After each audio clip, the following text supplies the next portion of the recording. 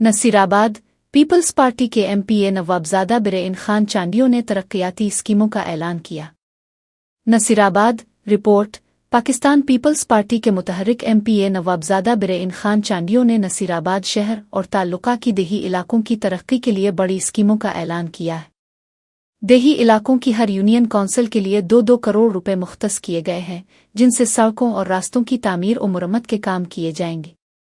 इस मकसद के लिए 3 फोकल पर्सन मुकर्रर किए गए हैं, जिनमें चेयरमैन सराई मोहम्मद सालेह, मेंबर मीराबिद खान पन्नेवर और हाजी वजीर अली फलपौव शामिल है। नसीराबाद शहर के लिए 6 करोड़ रुपए दिए गए हैं, जिनमें सीसी ड्रेनेज और सफाई के ब्लाक शामिल हैं।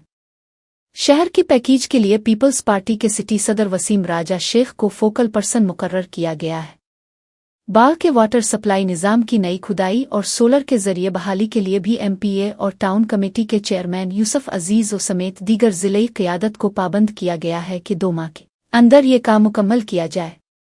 उसके अलावा नवाबजादा बिरेइन खान चांडियों ने सीनियर सहाफ़ी कमर नवाब कानों के दुकान को लगने वाली आग के नुकसान की तलाफी के लिए 1 लाख रुपए नकद दिए और सहाफ़ी की सेहत के बारे में भी पूछ-गुछ की।